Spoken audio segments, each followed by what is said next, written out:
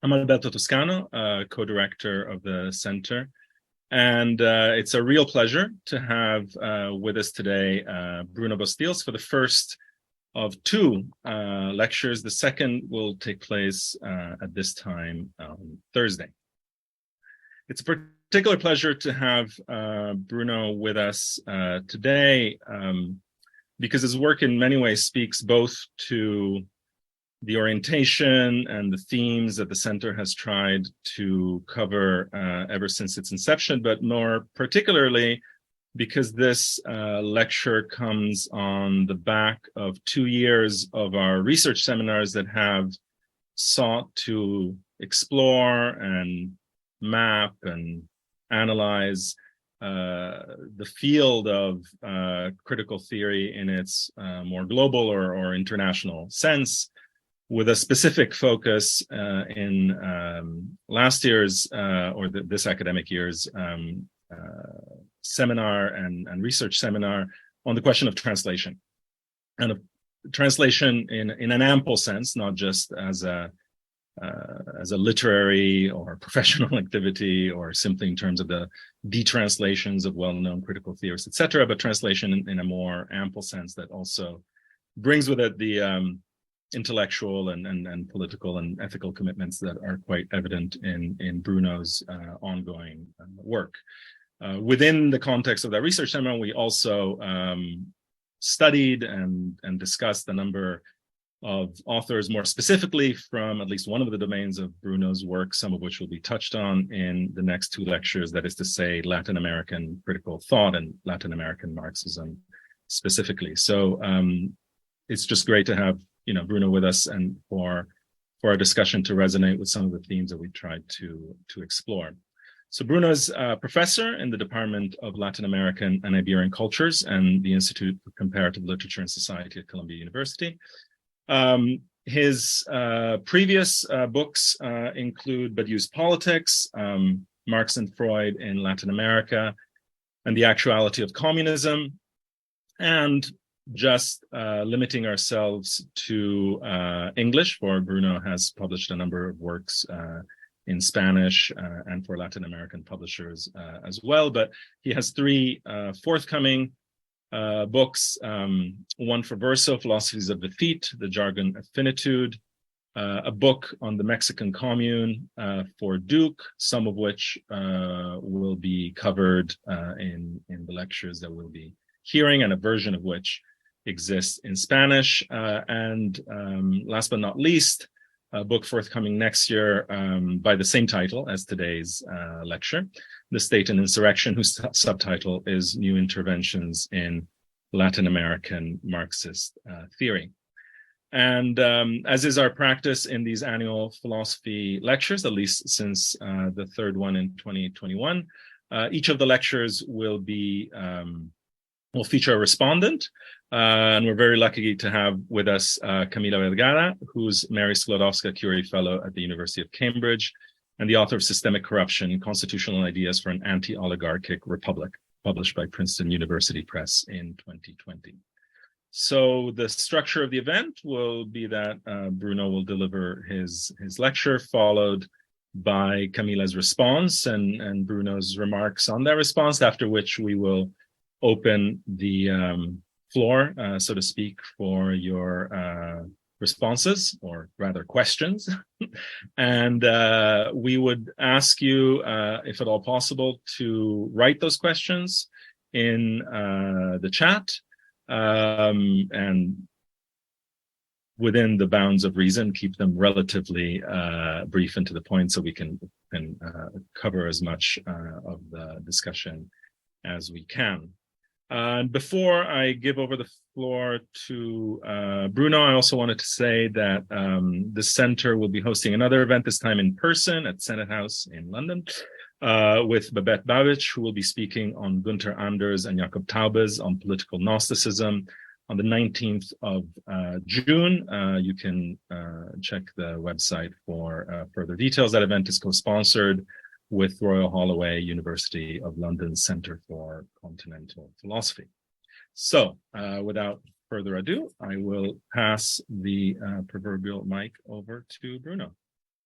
Thank you, Alberto. Thank you all for having me, especially Julia, Alberto, Svenja, and of course, Camila Vergara for accepting to be a respondent. It's a pleasure to be here. This is sort of work in process, so I'm very much looking forward to Camila's response and the questions. This is from the book or collection of essays that's titled The State and Insurrection. Over the past decades, the political scene worldwide has taken a clear insurrectionary turn. Long before the storming of the Capitol in Washington, D.C. in January 6, 2021, the international left also had begun identifying its momentum with various popular uprisings and insurrectionary movements. In Europe, this trend had been growing since at least the events of 1968, while in Latin America, the declining hegemony and electoral defeats of the pink tide governments in the last decade have contributed to a similar exhaustion of all state-oriented politics. The result in both cases, however, is an extreme impoverishment in the theory of the state, long considered a major lacuna in classical Marxism, and nowadays, for the most part, relegated, if not exactly filled, with a vague libertarian consensus against what Nietzsche already described as the cold monster of the state. The role of the state, whether in providing basic services, guaranteeing security, or policing the population, is everywhere coming under attack. Laying bare the underlying void of all notions of sovereignty, the last 2 decades in particular have been marked by a global tide of uprisings, riots, occupations, and other forms of insurrection that no longer seek to seize control of the state apparatus as in the old revolutionary paradigm. Instead, as John Holloway proposes in his famous book of the same title, they attempt to change the world without taking power. The global rise of neo-fascist tendencies that in some cases have reached the highest levels of the existing state apparatuses, from Brazil to the United States, already may be heralding the end of this age of riots, revolts, and uprisings, and its transmogrification into a different phenomenon altogether. But between the street protests and roadblocks in Argentina in December of 2001, the barricades of the Oaxaca commune of 2006 in Mexico, and the movements of the squares in 2011 in Egypt, Spain, or Turkey, if not starting already much earlier with the armed insurgency of the Zapatistas in January of 1994, we have witnessed a worldwide trend away from the state-oriented paradigm in favor of various forms of doing politics against, or at least at a distance from, the state. In the words of the French philosopher Alain Badiou, who in his short book, Can Politics Be Thought, from 1985, sums up the new consensus that came out of the crisis of Marxism and the increasing appeal of anti-state sentiments in the long wake of the revolts of May 68. Today, he says, we should consider the actuality and not the prophecy of the independence of politics with regard to the violence of the state. And he continues, in truth, it is not a question of the Hegelian opposition of the state and civil society. It is a question of naming the place for a reconstitution of politics, which has a chance to become operative only starting from the principle of independence with regard to the state. Not because the state is the adversary, but because it is apolitical. Obviously, this is a far cry from Badiou's own enthusiastic approval just a few years earlier in his theory of the subject of Mao Zedong's famous dictum that the people should meddle in the affairs of the state. Everywhere in the world today, on the contrary, we seem to be living in an age of riots, street protests, occupations, and popular uprisings against the state. Lenin's famous book, The State and Revolution, written in the months just prior to the October Revolution, while its author was in hiding from the provisional government, would have to be reframed today. What is on the agenda no longer fits Lenin's general title, but could be said to fall under the rubric of the state and insurrection. This is because the past 2 decades have been marked not only by the riots and insurrections, but also by the emergence of various leftist, centrist, or populist governments that successfully used electoral means to arrive at the power of the state. First in Latin America, from Chavez in Venezuela to Evo Morales in Bolivia, and from Lula da Silva in Brazil all the way to the recent election of Gustavo Petro and Francia Marquez in Colombia, and then also in Europe, most notably in Greece with Syriza between 2015 and 2019, and in Spain with Podemos, founded in 2014, in the aftermath of the 15M protests and occupations. The result, however, has been an increasing disconnect between the hopeful expectation that radical change might come from within the existing parliamentary system and the sudden realization that the political moment, properly speaking today, might be limited to the brief insurrectionary time of protests and riots in the streets. Of course, this disconnect is nothing new. In the past, it was a topic of vigorous debates formulated in the language of the well-known alternative between revolution and reform. But in this older tradition, the revolutionary imagination promised an overcoming of the gap between the state and revolution by proposing the takeover of state power as one of the features that would define the essence of a modern revolution. Whenever such power seizures proved impossible or were rejected as undesirable, as in the case of the Mexican Revolution with Zapata and Pancho Villa, this could be described as the history of a revolution interrupted, as in the Trotskyist Adolfo Gilles' classic book, La Revolución Interrumpida. Thus, too, for Rosa Luxemburg, writing at the turn of the century, there was no need starkly to oppose social revolution and social reforms, since the latter could be the means for reaching the former. Such a hegemonic belief in the presence of an indissoluble tie between the moments of rupture and reform no longer holds for large portions of today's radical anarchist and communist left. Not only has the state-oriented impulse been completely exhausted, regardless of whether we take the Cuban Revolution in 1959, the Chinese Cultural Revolution in 1966, or the Sandinistas in Nicaragua in 1979 to be the historic marker of the last revolution in the classical sense. Furthermore, what appears in its stead is an ever-widening gap, seemingly without the possibility of any organized mediation or translation, between the corrupt apparatuses of the state machinery and the supposed purity and sheer explosiveness of the insurrectionary moment. The crushing electoral defeats suffered in recent months by both Podemos in Spain and Syriza in Greece, or the overwhelming victory of the no vote against the new constitution in Chile, only add to the impression of an insurmountable discrepancy between the limits of the state apparatus that are everywhere becoming patently visible once again, and the strengths of what can only be described as a primal scream of repudiation, no matter how ambiguous and internally split the negative and blank votes may have been, against the predatory policies of multinational capital and its few public-facing lackeys at the helm of institutions such as the IMF and the World Bank. However, I do not think that now is a time to cry foul play or put individuals up against the wall, whether they be Tsipras and Varoufakis in the case of Greece, Pablo Iglesias or Pedro Sanchez in Spain, or Gabriel Boric and Camila Vallejo in Chile.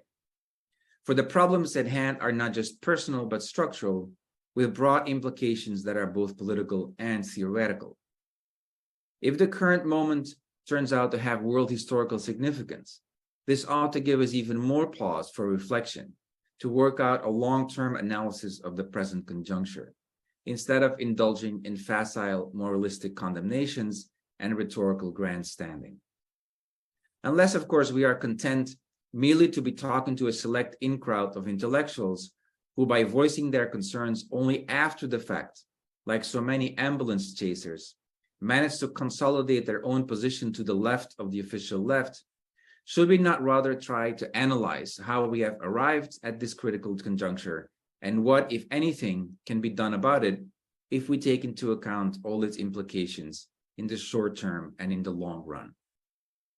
So let me try to offer at least the outline of an analysis that gradually broadens the level and scale of the investigation from the day-to-day battles that constitute the preferred terrain of political commentators, pundits, and bloggers, whether they are distant bystanders or participant observers who are active militants in the same processes that they seek to analyze, to the world historical realm that otherwise may seem to be reserved exclusively for the speculative elucubrations of professional philosophers and political theorists, trained as usual in the reading of Kant and Hegel.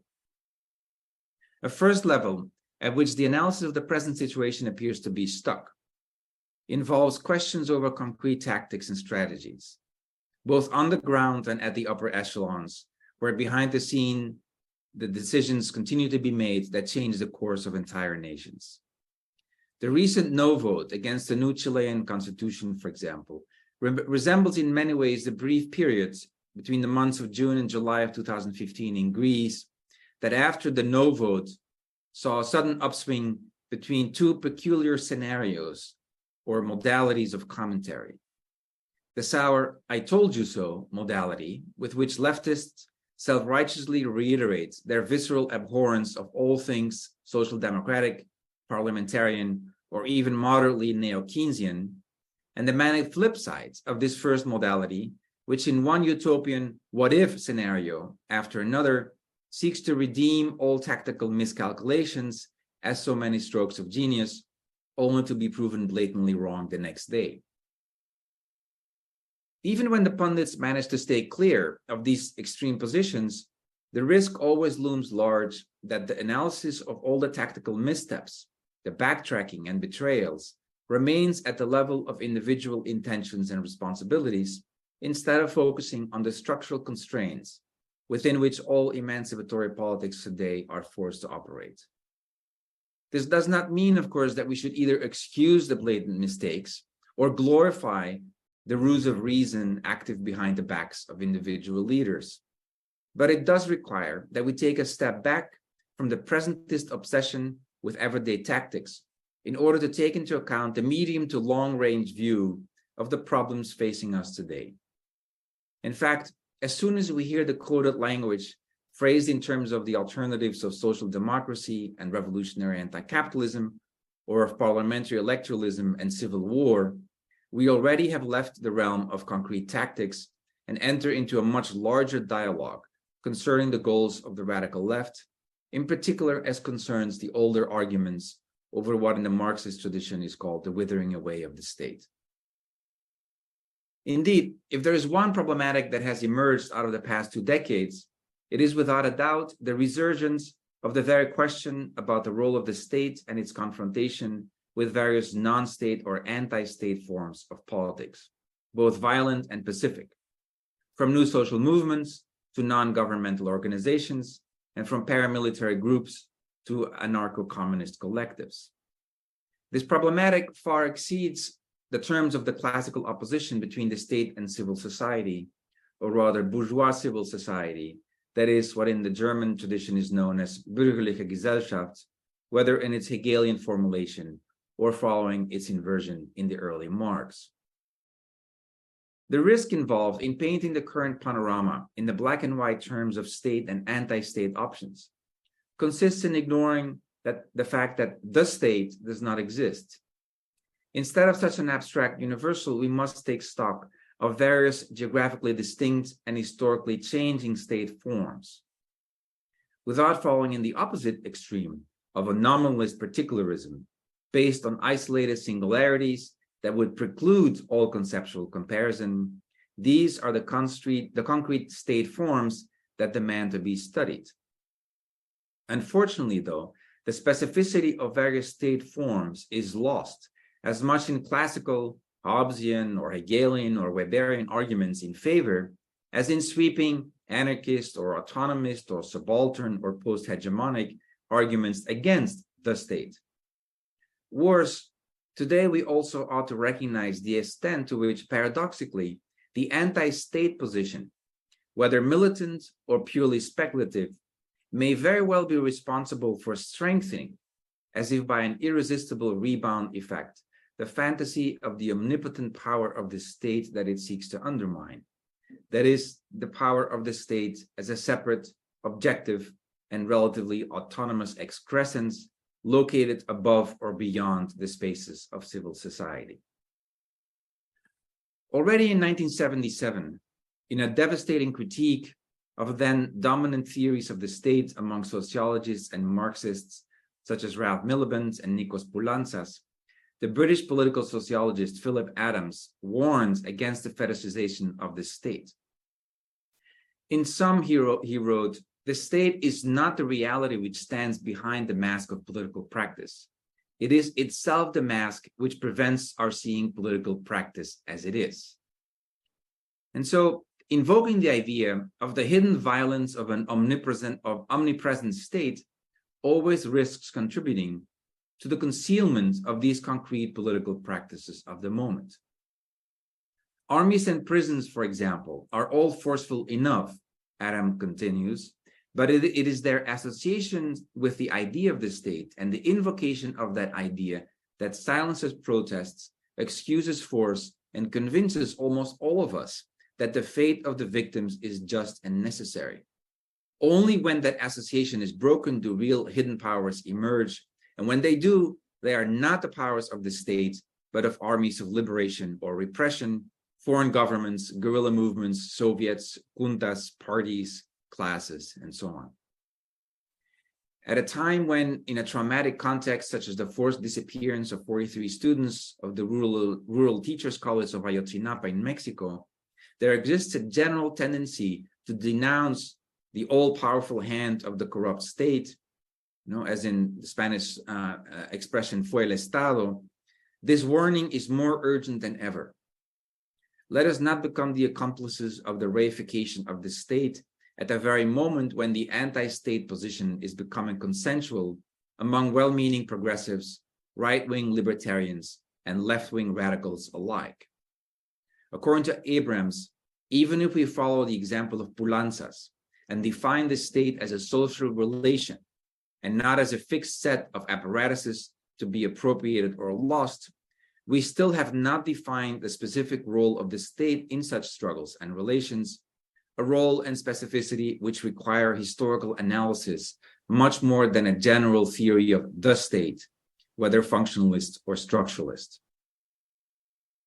In fact, we should remember how Poulantzas' teacher, Louis Althusser, in his intervention on the crisis of Marxism at the conference in November 1977 in Venice, organized by Il Manifesto, on the topic of post-revolutionary society, had indicated that the crisis in question at last opened the possibility of revisiting the study of two major lacunae left behind not just in Marx but also by later thinkers such as Lenin. Althusser claimed, there exists in Marx and Lenin two theoretical gaps of great importance. On the one hand, on the state, on the other hand, on the organizations of class struggle.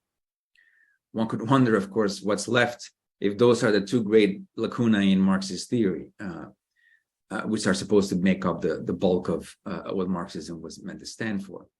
Now, insofar as these theoretical gaps also open up important strategic questions, for Althusser, it was urgent to respond with them with rectifications that would be adjusted to the specific conditions of the crisis to meet the demand of proving the continued actuality of Marx's original discourse. To be sure, Althusser's thesis immediately provoked a torrent of replies, attacks, and counter-arguments. He himself responded a few months after the Venice conference to a new invitation from Rosana Rosanda with another text for the collective Il Manifesto, titled Marxism as Finite Theory, which would be included in Spanish translation together with a long series of responses in a volume published in 1982 in both Mexico and Argentina under the title Discutir el Estado, Posiciones frente a una tesis de Louis Althusser.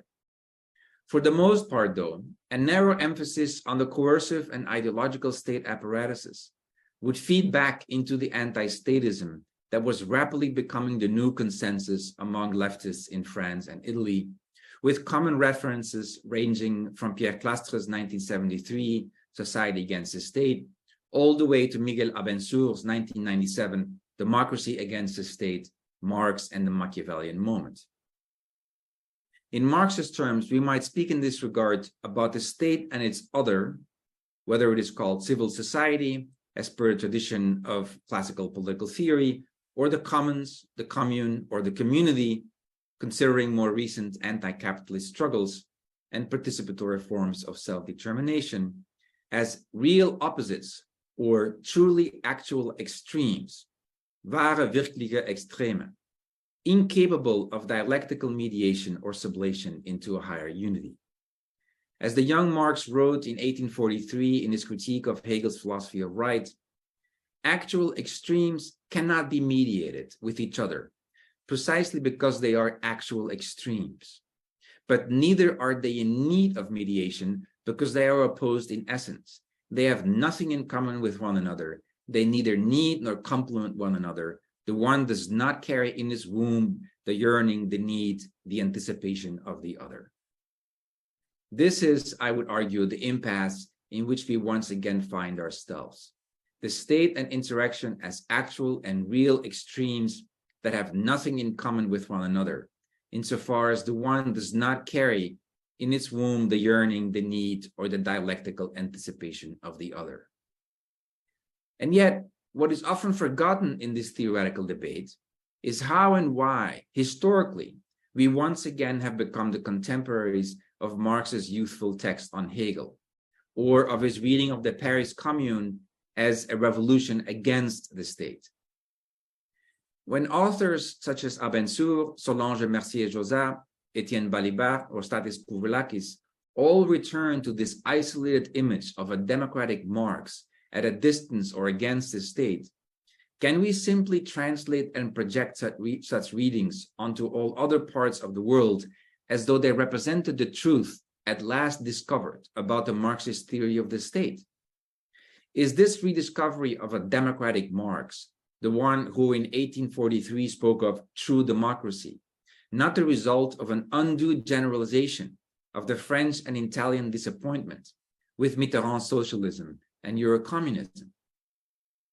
In his seminal essay, El Estado en América Latina, The State in Latin America, first published in 1984 and taken up a few years ago in the anthology El Estado desde el Horizonte Histórico de Nuestra América, published under the vice presidency of Álvaro García Linera, the Bolivian sociologist René Zabaleta Mercado already warned against oversimplifying the binary opposition of state and civil society based on sorry,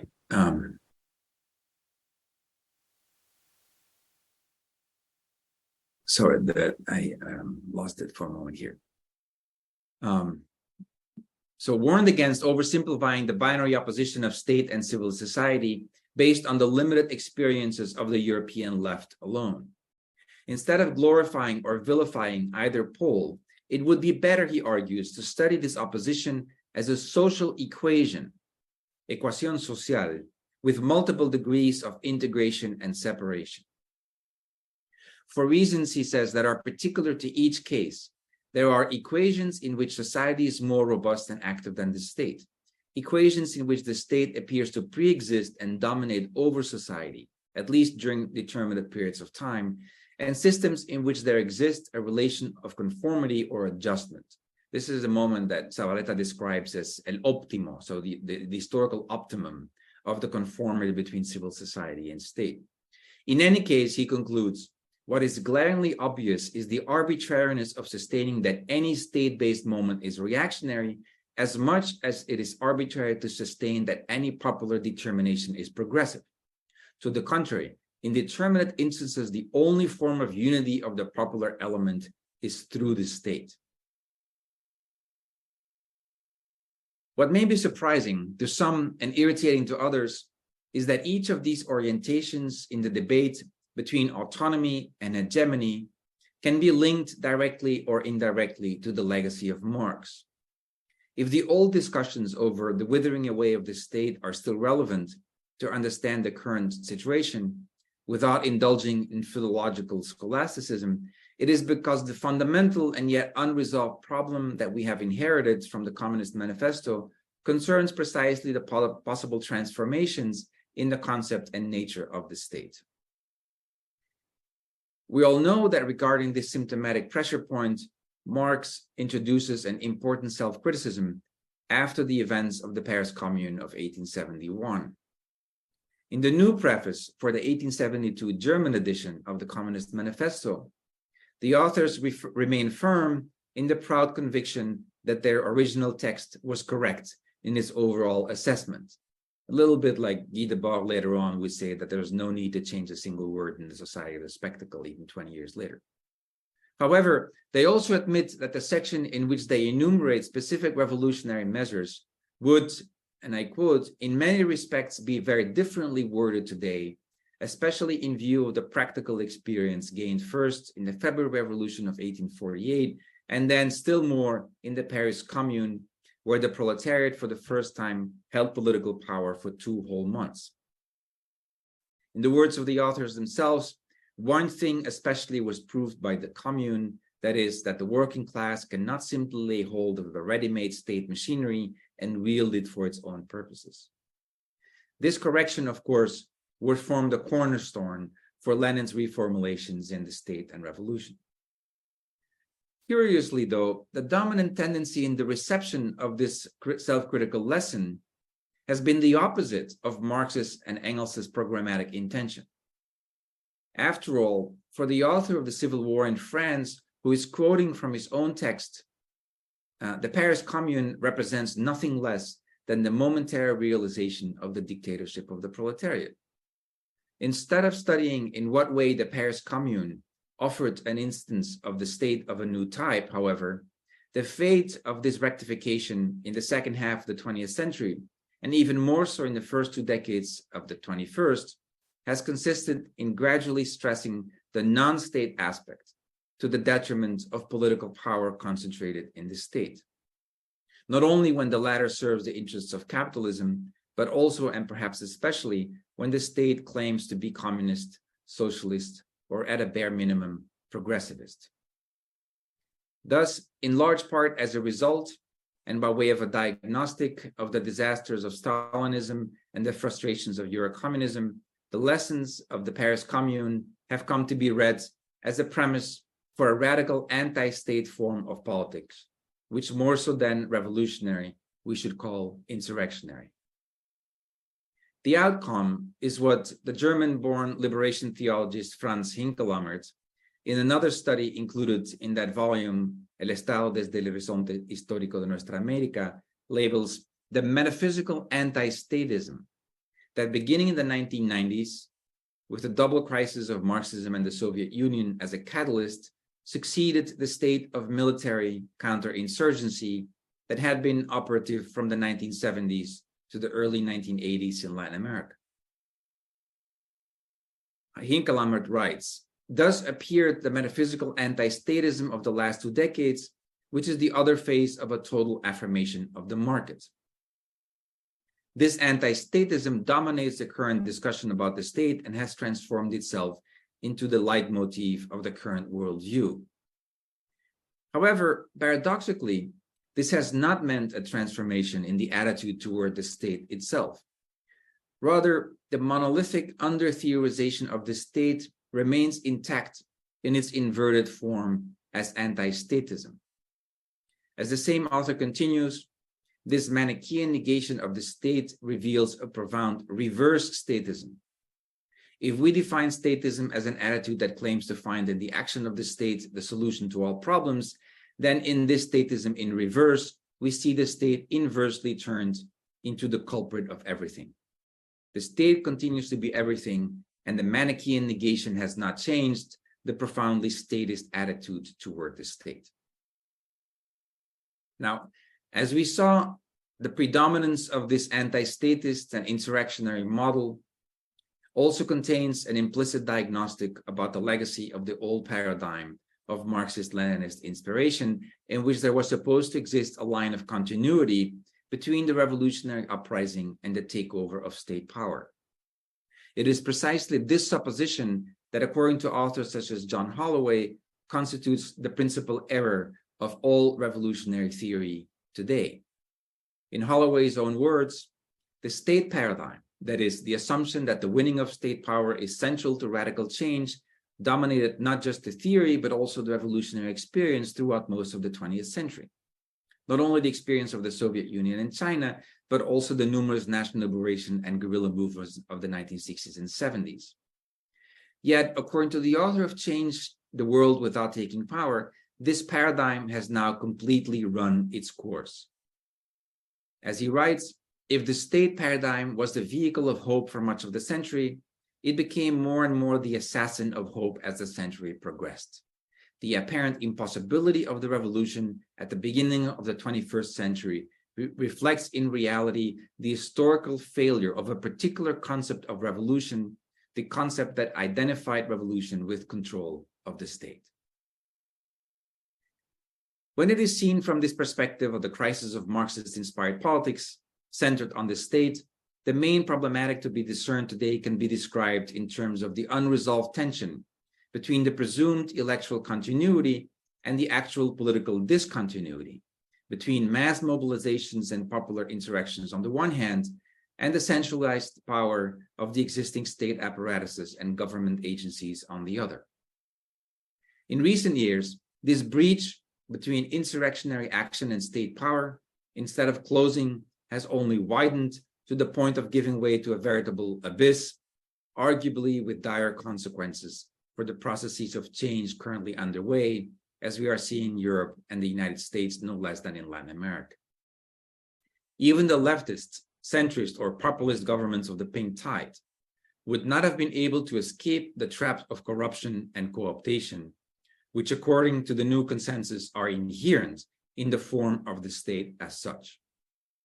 Thus, contrary to Holloway's proposal to change the world without taking power, the internal limits, if not the complete failure of these progressive governments, have been diagnosed in books with titles such as Changing the World from Above or Taking Power Without Changing the World. Legitimated with theoretical and political references that range from anarchism to feminism to autonomism by way of the subaltern, post-colonial or decolonial critiques of hegemony, this legacy of the anti-statist readings of the Communist Manifesto is the one we are still facing today. It is nothing less than the impasse between insurrection and the state, which, as I suggested earlier, we can also translate with other names. For example, in terms of the unresolved conflicts between autonomy and hegemony, between social movements and party vanguards, between direct insurrectionary action and representative electoral or parliamentary politics, or between destituent power and the long march through the institutions. This is why, if we had to reformulate the title of Lenin's work, we could say that today the fundamental problem of the legacy left behind by the Communist Manifesto, including the rectification about the need to smash or destroy the state apparatus that Marx and Engels introduced after the Paris Commune, no longer would be formulated under the title The State and Revolution, but The State and Insurrection. We could also describe the situation in terms of another concept from the Marxist tradition, namely as a situation of dual power. Unlike what happens in Lenin or Trotsky's canonical texts on dual power or the duality of powers, however, today the situation no longer is to be seen as a transitory stage to be overcome, as in the transition between the February and the October revolutions. Rather, as we can see in proposals that range from Gio Cicariello Maher's conclusion to his book We Created Chavez, all the way to Frederick Jameson's utopian proposals of a dual power by way of the army's infrastructure in the USA, today this notion of dual powers appears as a maximalist agenda. René Zavaleta predicted this when, toward the end of his book El Poder Dual, in which he takes Bolivia's revolutionary nationalist movement and Allende's socialist Chile as his test cases, he expresses his surprise and disbelief that dual power is beginning to be offered as a political watchword among urban guerrilla movements such as the Tupamaros in Uruguay. Nowadays, too, or once again, dual power as a political watchword describes the insurrectionary struggle of society against the state, or of the commune or commons against the state, without the prospect of overcoming the strict incommensurability between the two poles. In Latin America, I can think of no more symptomatic expression of this impasse, at once painfully personal and deeply structural, than the breakup between Álvaro García Linera and Raquel Gutiérrez Aguilar, Whereas in The Actuality of Communism, I highlighted above all Linera's surprising path from a radically autonomous guerrilla position to a fairly traditional Hegelian or Weberian defense of the state, and even in a creative use of Gramsci's notion of the integral state.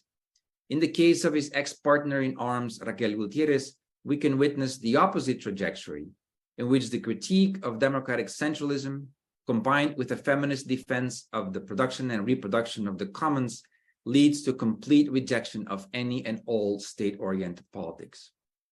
Between these two orientations, there simply does not seem to be a debate possible anymore, because they constitute the real extremes of a radically incommensurate and non-dialectizable contradiction. And yet, knowing full well that in doing so, I open myself up to mockery from both sides, in my final remarks, I nonetheless would like to suggest a few paths towards a possible overcoming or negotiation of the impasse between the state and insurrection, again, while keeping a close eye on different situations in Latin America. I'm inspired for this in part by the work of two close friends, the Argentine political philosophers Paula Biglieri and Luciana Cadaya, who in their recent book, 7 Essays on Populism, propose what they call a plebeian republicanism to resist and break down the supposed irreconcilability between the moment of rupture, favored by autonomists, and the moment of institution, favored by militants of the new leftist governments, like Petros's in Colombia. Now, in Latin America, there have been other attempts, both politically and theoretically, to find an articulation between the power of the states and the grassroots struggles for the reproduction of the commons. This would mean that we do not remain forcibly stuck in the real extremes, as Marx says, or the dual power, in Lenin's words, between the state and civil society, or between the state and the commune. Here, to conclude, I will limit myself to just mentioning two examples of such transversal concepts. A first notion in this regard is that of comunidad estatal, or statal community, that the Mexican political theorist Rina Rux proposes in her brilliant neo-Gramscian treatise titled El Príncipe Mexicano, the Mexican Prince. By comunidad estatal, she means the rules, habits, and everyday rituals that sustain a regime of command and obedience, such as the one that the Zapatista insurrection of 1994 brought to a point of crisis by forcing the governing elites to make a new pact with the people from below. The second notion is that of Estado Comunal or Estado Comunero, communal state, proposed by the Venezuelan militant and co-conspirator with Hugo Chavez behind the failed coup of February 1992, and developed by Gio Maher as the true legacy of the Bolivarian Revolution. Taking inspiration from the 1781 revolt of the Comuneros in Nueva Granada, no less than from the 1871 Paris Commune, this is an attempt to produce nothing short of a state of the new type. Once more proving Zabaleta's point that we cannot simply apply the theoretical concepts produced in Europe together with the practical strategies from which they derive and the limitations they carry with them, by transferring them as they are to completely different contexts, such as Latin America, these mirroring proposals for a statal community and a communal state already begin to break down the dual power between the state and insurrection as real extremes. In my talk on Thursday on Mexico in Marx and Marx in Mexico, then, I will develop to what extent the late Marx himself might have found himself already on a similar track when in his ethnological notebooks and his correspondence with Vera Sasulich, he envisaged not only what Theodore Sanin called the Russian road to socialism, but also what we might call the Mexican road to communism as communalism. Thank you very much. Thank you very much, Bruno, for an excellent and provocative and challenging map of a very urgent debate. Without further ado, I'll let Camila give her response, and we'll move on from there. So please, Camila, the floor is yours. Okay, thank you. So thank you, Bruno, for really a provocative paper and really laying out kind of this insurrectionary energy that has been pervasive in Latin America, and there is full of experiments today and kind of try to question that duality with this new experiment with plebeian republicanism and populism and other communal experiences.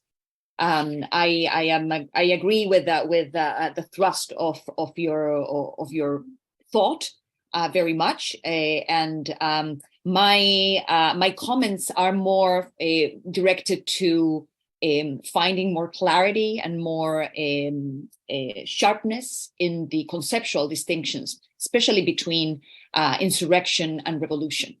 And not here that I'm trying to tell you, go back to the state and revolution, but actually to dig deeper into what is the difference really in between revolution and insurrection as concepts, and how we can rethink not only insurrection for our times, but also revolution for our times. So you say in the paper and in the talk that basically the difference between the old and the new traditions is that the old tradition wanted to take power, basically was state-oriented revolutionary paradigm in favor of a kind of taking over the state in order to change the system. And today we have seen, and you clearly lay out after the 1990s, how this the state is seen as an obstacle more than a vehicle for changing the system to a less oppressive system, right? So politics today in this new trend are more against or a distance from the state. And this is for you kind of the great difference between the old revolutionary tradition, I would say maybe of the before, after World War I, basically 1920s, right? 1919, all that kind of a period that ended with that period, right? And then you start with a more kind of state revolution in the state, if you will, or an ossification of the revolution in the USSR, right? So that kind of period of insurrection that we had at the beginning of the 20th century today is kind of repeating itself. And this kind of waves of contention come in waves, and what they call the cycle of contention, right, in social movement theory. So, and I would like to question a little bit that kind of sharp distinction in marking the continuities with the historical revolutionary process of that beginning of the 20th century, and how it is actually very similar to what we're seeing today, of course, differently because we're in a different scenario and a different conjunction, but basically there's a lot of continuities that would demand a deeper analysis in order to separate the two. So first of all, we have at the beginning of the 20th century, we have a cycle of trade unionism, of trade union activity very strongly. We have, of course, Rosa Luxemburg in the German Republic, and all the soldiers and the workers' councils, right? You have this kind of a effervescence of the union movement. And of course, today, we have a cycle of trade union action, industrial action, that, for example, that starts, we can say it is a long, something that comes from before it actually started the union movement, but with the academic workers and the graduate workers into different universities, the precariat of the academic world. Then you had the teachers in the public sector, the nurses, flight crew attendants, transportation workers. And today we have, of course, academic industrial action here in the UK as well. So we have this kind of a cycle that we could see 10 or 20 years from now as a kind of like a more coherent in a way trade union activity, very similar as we analyze the beginning of the 20th century. Then you have a lot of what I call plebeian mobilization. So it's not only worker tied, it's not soldier tied, but it's actually more the community at large, women, families, middle classes, and you have, first of all, for the cost of living, you have an anti-war movement, right? And today, something different, we have the climate change, right? A protest and mobilization from a larger part of society. So you also have kind of this mobilization, and of course, from the general strike to, the protest, the massive protest. And then you have also an incipient plebeian organization in councils. And you talked about the Zapatistas in Chiapas, and there are, in the recent experience in Chile, we have thousands of councils and assemblies springing up spontaneously, the same as we study, the revolutions in a historical perspective. We see that this kind of spontaneous organization, even if precarious, even if very not very systematic, you see it popping up. And this is also something that happened, and something that, at least in Venezuela, from the top down, it was a project of kind of creating this more communal state, collective state, through the organization of the people on the ground, right, of the grassroots. So there are some kind of spontaneous experimentation, and also kind of a more top-down approach through the Pink Tide, which is different because there is something that was not done in the beginning of the 20th century. It was not, couldn't be done, only was done in the Soviet Union, and basically was institutionalized. And then we can say that that creativity and that power of the people of the grassroots was cut. Their autonomy was cut, and therefore it withered away, their own popular structure. Given those continuities of a period we already study as a revolutionary period, and today, my question is, what are the differences that you see so marked that we need to change in a way the concept that we use, and if we go for the idea of insurrection as kind of a replacement of revolution, are you referring to insurrection also as a process, as we understand revolution? Because revolution is not an action, right? It's the revolution. It's kind of of course it is made up of several insurrections, right? We can say that the revolution can start with an insurrection, or with an occupation, or a taking over, or some event that is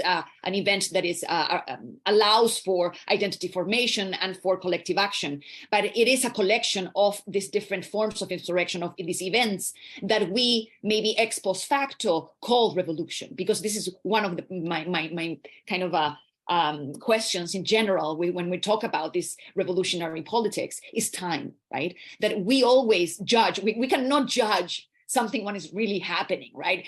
When we were in the constituent process in Chile, and people were in the streets and they were organizing in the public squares, and there was such effervescence, people didn't want to call it a revolution, because they said, what happens if it fails? If it fails, it's only an insurrection, an uprising, and that's it. And basically it doesn't translate into something else. However, if this allows, for example, if in an alternative universe, that constitution basically, and we can talk, very, very an oligarchic process at the end, but basically something that was opened up by the popular uprising would have been, effective, then maybe 10 or 20 years from now, we will talk about, the Chilean revolution, right?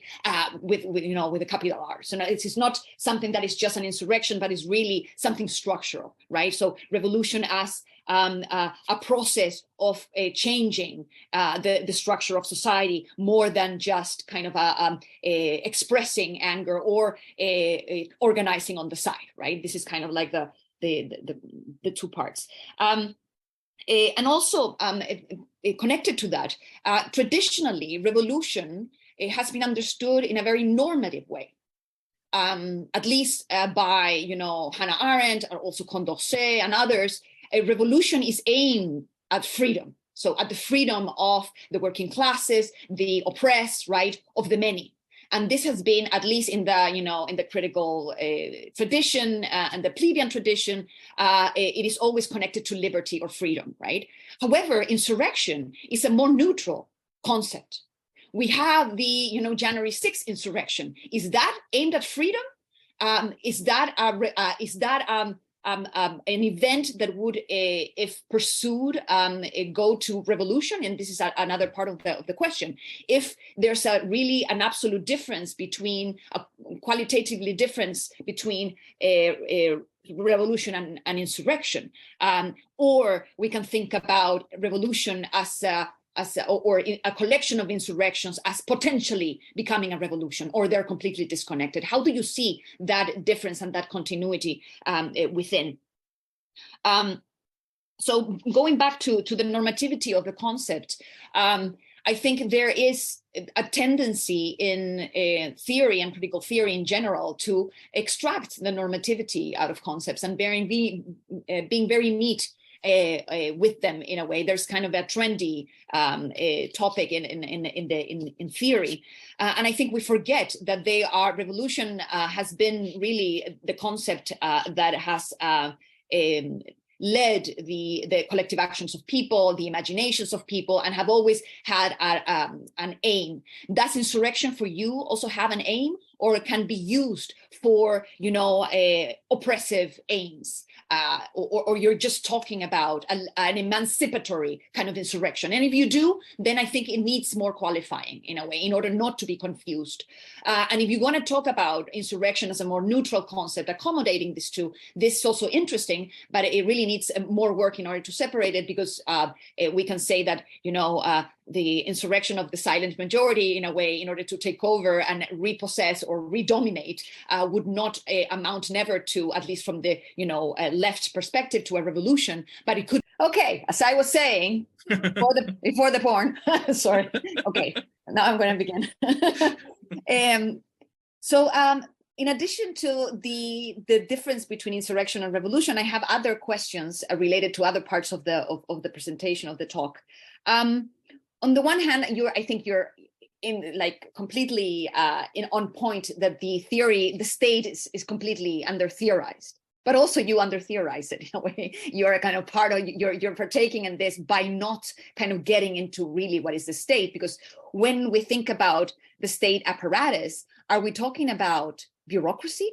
Are we talking about only the police? What are we talking about? Because when we have a welfare state, or we have the national health service or whatever, it is the state that provides, but it's not the state as Rancière would like it, the oligarchic state, right? There is a difference between the actual mechanics of providing services that are public than the actual oligarchic control of the apparatus. So this is something that needs to be also better described, because in Latin America especially, you can have a very dominant state that is seen as the obstacle of revolution or insurrection or anything of progressive politics, and on the other hand be very weak in terms of its bureaucracy, having no, for example, healthcare system or even educational system in place, almost like a failed state in some places, right? So you can have a controlling, dominant, coercive state in many regards and very failed state in another. So what is the state, and what is the relation with the other concept that is civil society? And this, this is a concept that is very problematic from my point of view, because civil society, at least, have been seen as a kind of the collection of anything that is not the state in a way, all the people and all the kind of organizations, from NGOs to communitary organizations. And this in Latin America is a stark difference, right? With the NGOs who are run by, the upper middle class professionals who are in a relation with the state that is almost symbiotic at this point, with popular organizations, communitarian organizations that are based on mutual aid, that do not have any resources independently, that they are very precarious, and that they actually have a very rough relationship with NGOs sometimes, and that they try to have a kind of a connection with the kind of bureaucracy apparatus of the state in order to, have benefits from it. But it has been very difficult to actually bridge that, right? So this kind of I think that civil society concept has to be unpacked, as well as the state and the impact of the state on the popular sectors. And finally, populism. Is for you populism a form of insurrectionary politics, if you will, a kind of an in-between the kind of oligarchic politics and the more popular, or at least the aim to be a more popular state, right? A different kind of state, an insurrectionary state. Is that possible within your view? A kind of order that could accommodate kinds of insurrectionary spirit or autonomy within, the structure, and how can we achieve that? And I think you talked a little bit about this idea of plebeian republicanism, but I would love for you to talk a little bit more about it. And finally, this is my last one. That in 1990, I think there was, as you say, a kind of an anti-statist trend.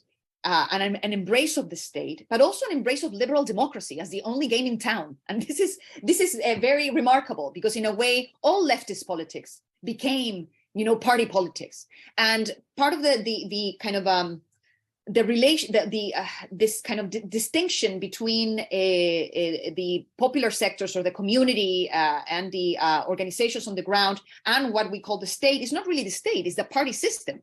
So the party system is something that is seen as constraining and kind of depriving, the popular sectors of their own form of organization, insurrectional organization, kind of taming popular power in order to say, no, we need to actually go this way into the state, but then immediately becomes oligarchicized in a way. So if you can talk a little bit about kind of this concepts, what within your framework they would look like, and also about representation and party system, and what is, the role of the party, if at all, in your framework.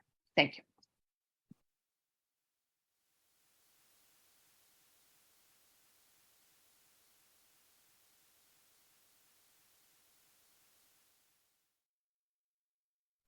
Thank you so much. Yeah, thank you, Camila. Yes, please, Bruno. Thank you so much, Camila, for these questions.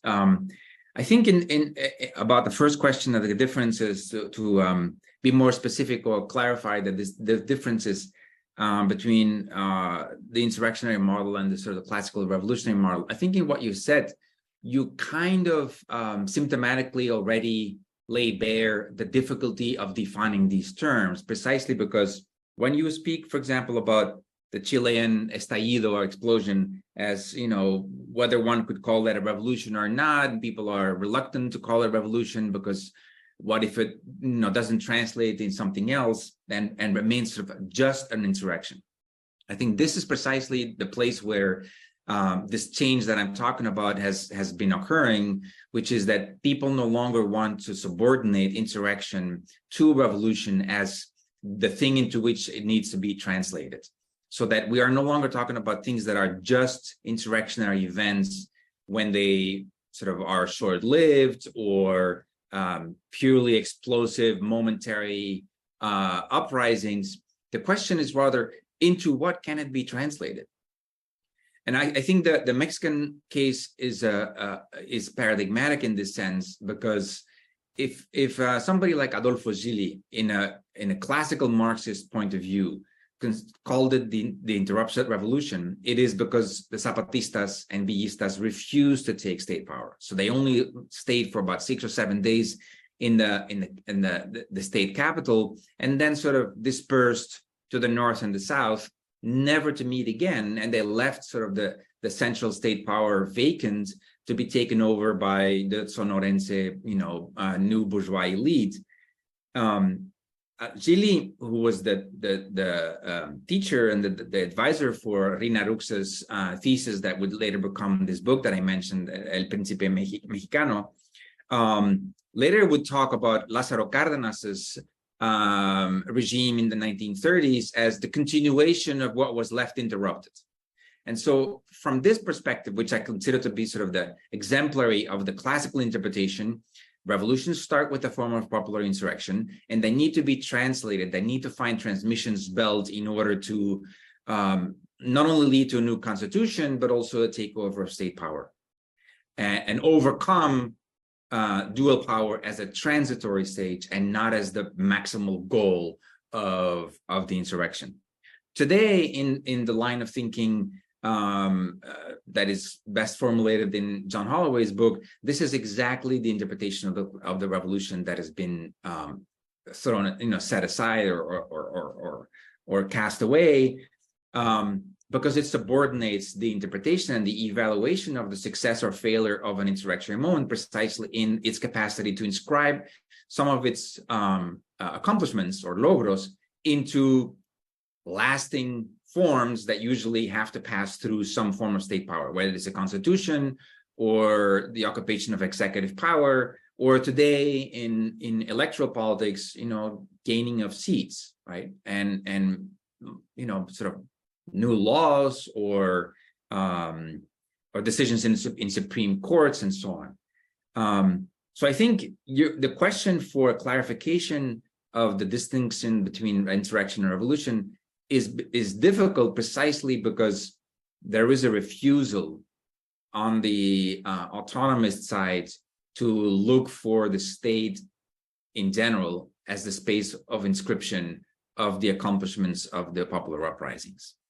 And this is where this break has happened, and where we can no longer interpret this sort of discontinuity of trade union struggles, popular uprisings, strikes, and so on, that gradually would lead to something else. Because the question is, no, it does not need to lead to anything else from the sort of the new anti-statist consensus perspective. In terms of the normative or substantive definition of the revolution, defined in terms like freedom or liberty in Hannah Arendt, for example, and whether or not my concept of the insurrection is neutral, you're absolutely right, of course, that in the form of appearing, it is very hard to distinguish January 6th insurrection of the capital, or its sort of copycat imitation the next year on January 7th in Brazil, from, let's say, the uprisings in Chile. Even during the time of the estallido, or a few months afterward, a few weeks later, when people took to the streets in Bolivia, in what some people interpret as a coup and other people refuse to describe as a coup, it's very hard to decide or to distinguish between those moments. And they have been universally sort of judged favorably in the case of Chile, more ambivalently in the case of Bolivia. But people there too said democracy finally has spoken because people have taken to the streets. So I'm not using a neutral concept of the insurrection. We are in a general insurrectionary moment, I believe, that is inherently not neutral, but politically underdefined.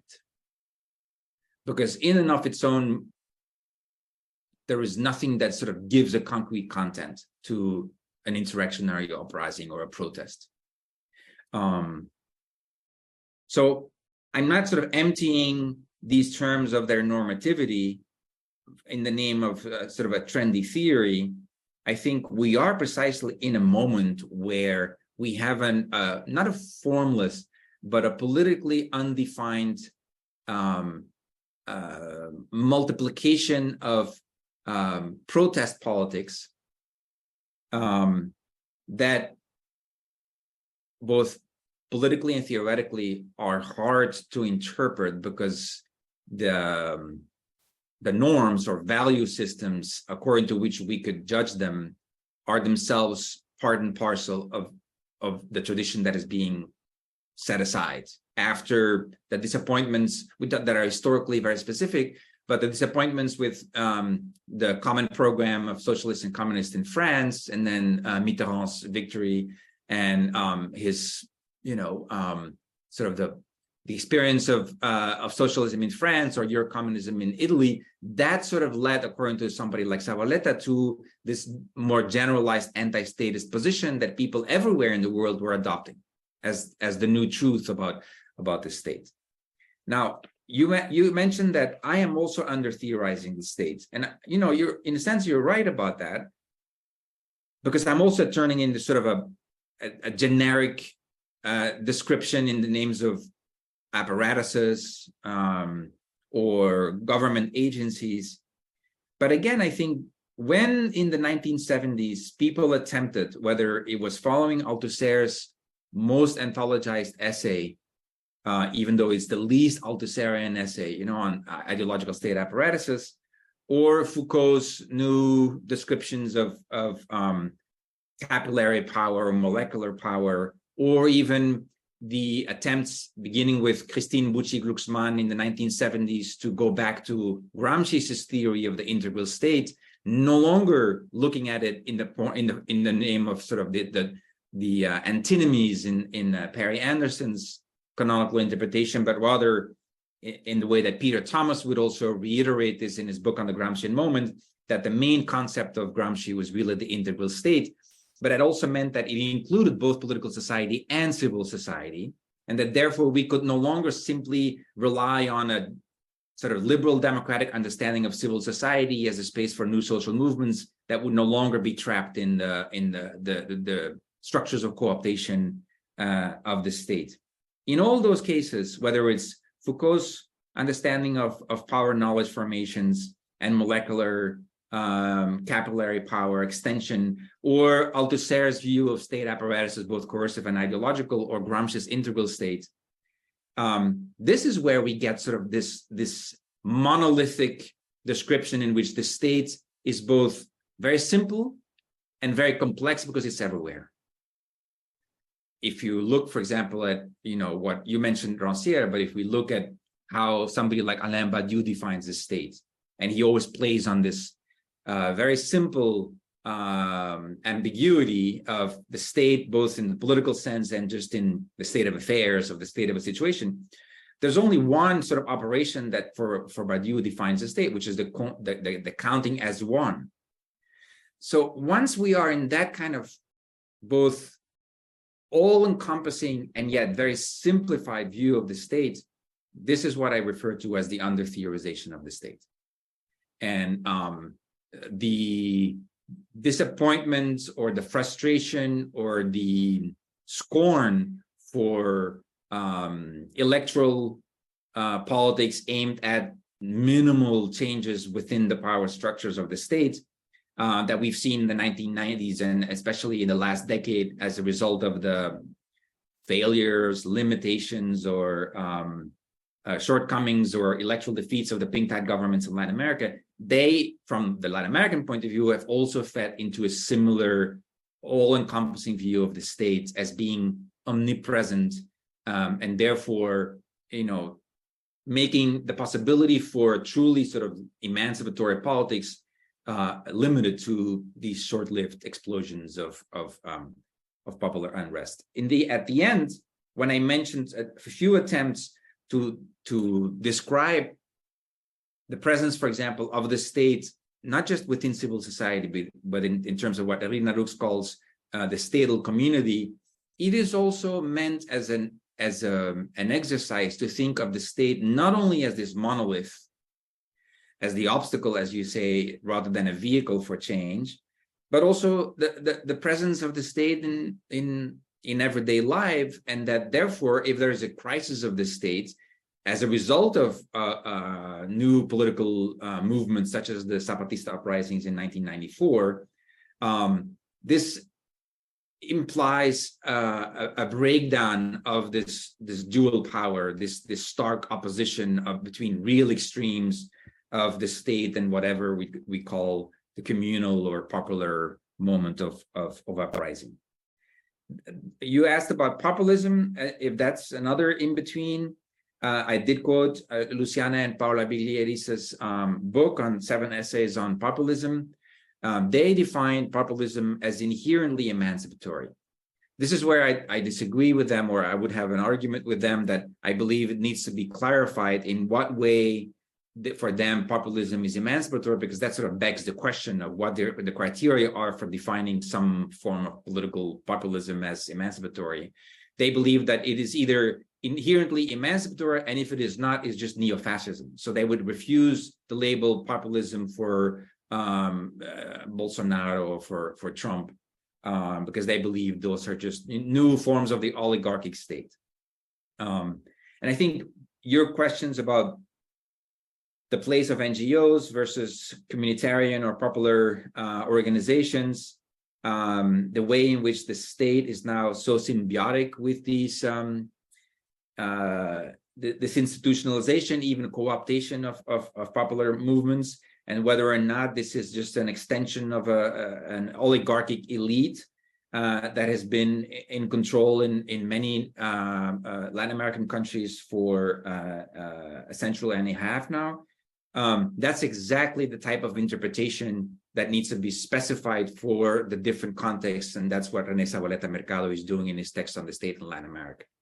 Instead of talking about even the Latin American state, making clear distinctions in between, as you said, and this is almost repeating verbatim what Zabaleta was saying, you can have an almost inexistent or very weak or only apparent state that nonetheless is extremely coercive and controls or sort of is overpowering above civil society, and vice versa.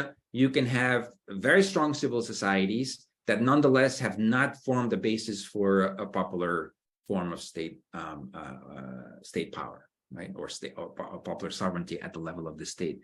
And so when he makes these comparisons between Argentina and Chile, or between Mexico and Cuba, or between Peru and their relation to economic developments, to the national, excedente or surplus, and its use for popular and or oligarchic purposes, that's exactly the direction that he's proposing, to begin describing the specificities of these state forms rather than generalizing about, today capitalism has sort of infiltrated every layer and every level of society, even beyond the classical opposition of state and civil society. If this is in fact the integral state in which we find ourselves today, it's a completely integrated, state capitalist parliamentary structure, which is the way Guy Debord ended up speaking about it in his commentaries on the side of spectacle, and the way people like Félix Guattari or Alain Badiou also talk about this new form of integral state in which we are caught today, then that precisely requires sort of an analysis of how we have come to that point historically, and whether those trajectories are the same in the countries of Western Europe or other parts of the world, such as Latin America, which is what was my focus today. Thank you very much, Bruno. I'm sure Camila will have further thoughts in our discussion, but maybe we'll open it up to our audience, and then we can return to these questions that Camila has raised. So are there any, we had a very brief question in the chat regarding the role of the party. I don't know if you wanted to say a little bit more about the ways in which historical or more contemporary debates about the party and its presence, urgency, or anachronism refract on what you've said about state and insurrection, maybe, and whilst we look for further questions.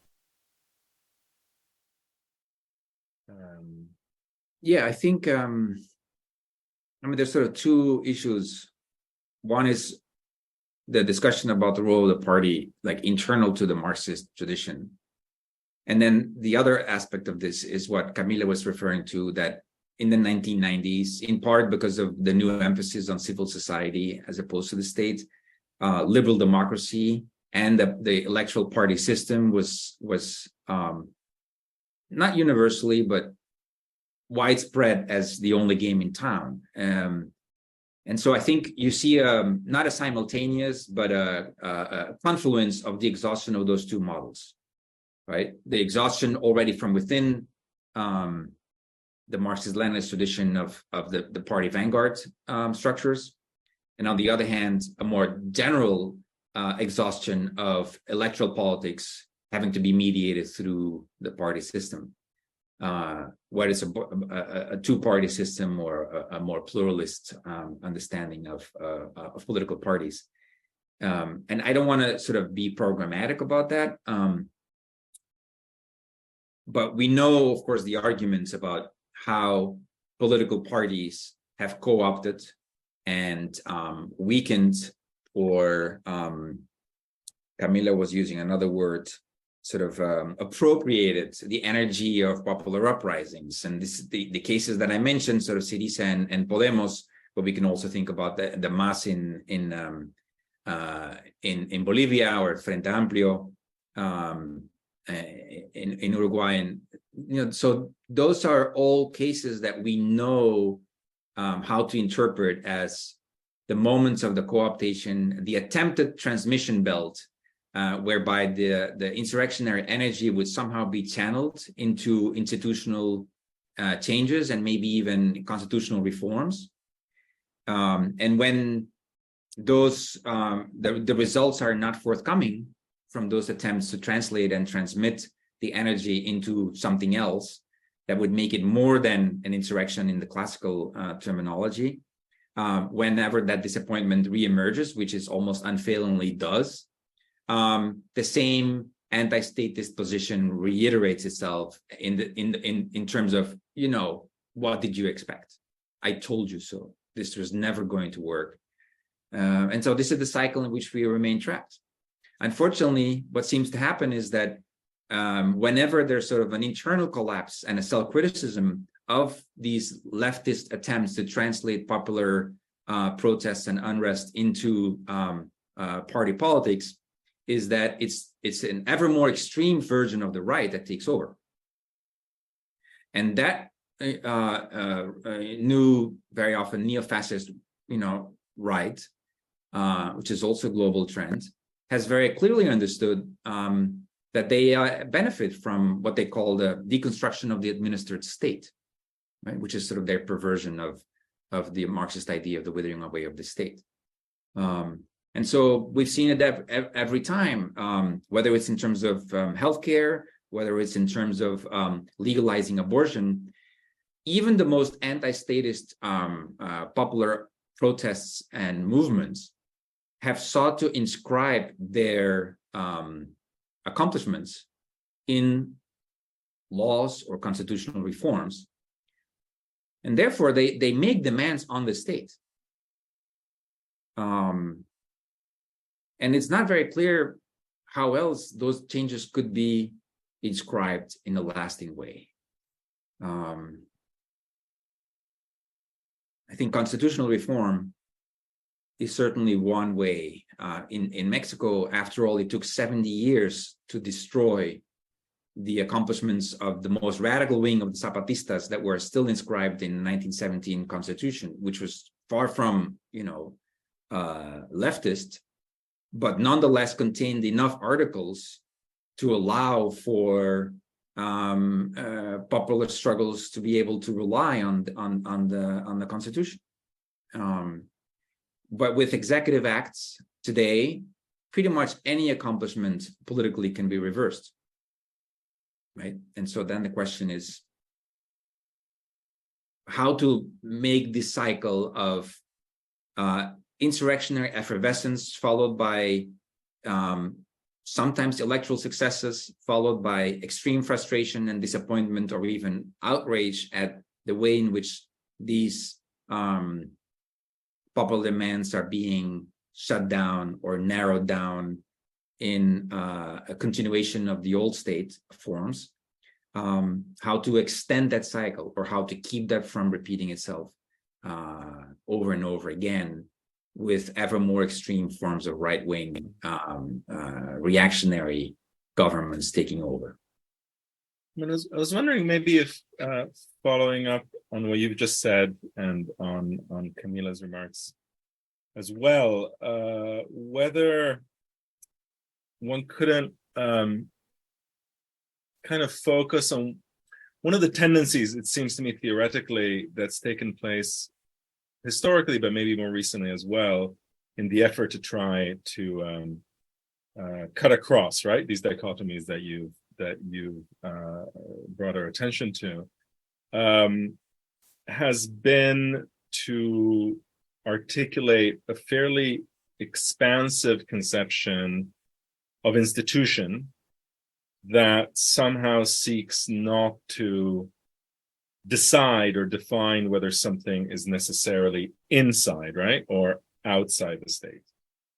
One of the possible arguments that one could make about the nature of the left melancholy, the defeat, etc., is not so much the dangers of the decision to seek state representation or state power, but the tendency to kind of go all in, right?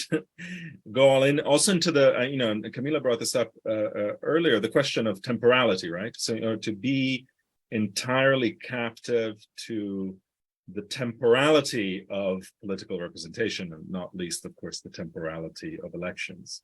It's very striking in the case of Syriza, in the case of Podemos, and I'm sure in many other cases, the relative speed with which the efforts to develop institutional forms, whether durable forms of assembly, alternative forms of political organization, or even social reproduction, etc., got worn out or magnetized, right, by the political process.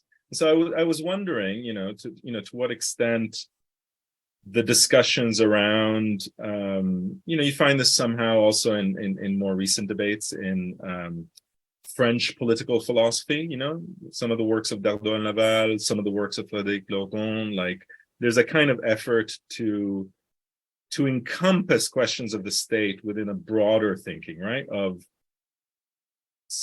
the institution of social relations that is not necessarily caught up, right, in that monolithic view of the state. So I'm thinking of the ways in which, I don't entirely agree with a lot of it, but there's something interesting, at least in terms of the attempt of someone like Lordon to engage in a sympathetic critique, right, of a sort of anti-statist kind of anarchisant common sense, right, of a theoretical far left, and also in a different but parallel sense, maybe in Dardot and Laval's way of trying to rethink, right, the institutions of cooperativism.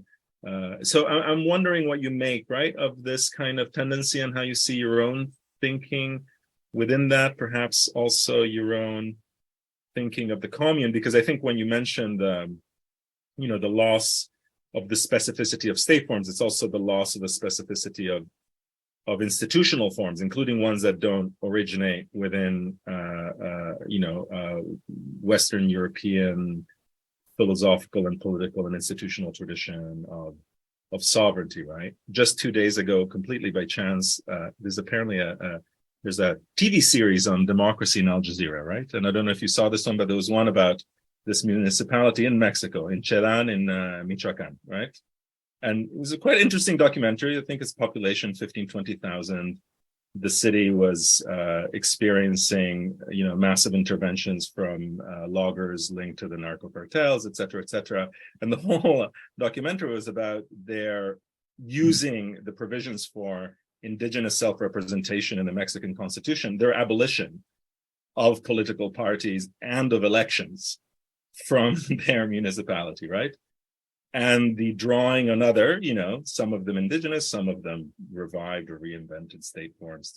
So I was kind of thinking of that, whether there is a broader horizon of thinking about power, institutionality, and even, coercion, this particular municipality set up their own militia, right, et cetera, that don't, that break apart that dichotomy and that kind of endless oscillation between the kind of manic depressive character, right, of the victory and defeat and so on. So yeah, just some thoughts about that. Yeah, I mean, I was working in that direction at the end, right, to prepare for the talk on Thursday. Which exactly, I mean, I discussed the Cheran case as one of sort of the fragmentary history of sort of underground history of the commune in Mexico, precisely in those terms, right, in which you see what some of the legal experts have called sort of a new form of constitutionalism, in which these communities use the Mexican constitution in order to set up a form of autonomy, recognized by the state, in which, in a sense, the Mexican state cancels its own power, right? But provides constitutional provisions to suspend political party systems, for example, in those communities. And this is true for many municipalities in the state of Oaxaca, for example. And so I describe this, not a lot of people do this, but as a form of commune. A commune also not trying to pin it down as just as one form and then sort of seeing if it fits the theoretical form of the commune, but rather seeing this as multiple trends that go beyond these dichotomies and try to set up some form of institutional self-government that are usually local, but that sometimes are imbricated with forms of the state. And of course, the idea that Gio Cicariello Maher also picks up on in his little book on building the commune for the case of Venezuela, this was exactly the idea behind the notion of a communal state, right? Which is not only like top down in the way that Camila mentions, but as Gio insists, is formalizations of things that were already building up from the ground up, in terms of councils and community councils and assemblies, forms of decision making.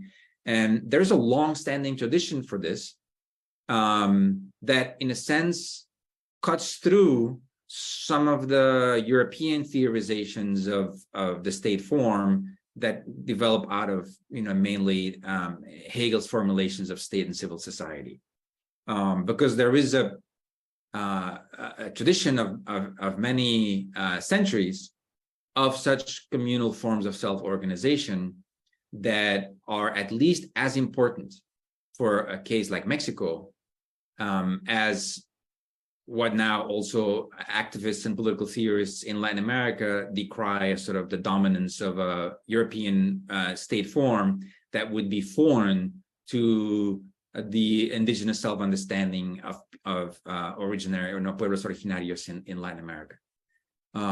It is neither nor, right? It's neither just an imposition of or resistance against European state forms brought by colonialism, nor is it a form of popular self-rule that would be completely alien to any form of state organization, right?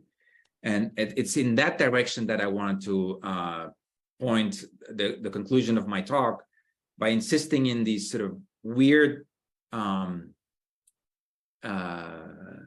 entities, like what is exactly a statal community, which is not exactly a synonym for civil society, and what is a communal state or a comunero state, to insist also on the fact that this is not limited to an imitation of the Paris Commune, right? And I think Marx himself, for example, was very aware of this towards the end of his life, and began to read up on ethnological and anthropological descriptions of forms of collective self-organization, communal land ownership,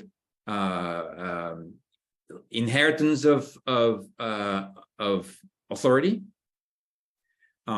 whether paternal or through uncles and so on. I mean, all the sort of anthropological investigations of relations of kinship, and how they are not simply limited to the collaboration between the nuclear family, private property, and the state, as in Engels's 1884 book, but are longstanding traditions in which there are other ways of structuring the economy, other ways of even organizing social relations and kinship relations, and above all, of finding communal or assemblist forms of decision-making that do not correspond simply to this monolithic image of the state imposed by, Spanish or British colonial powers.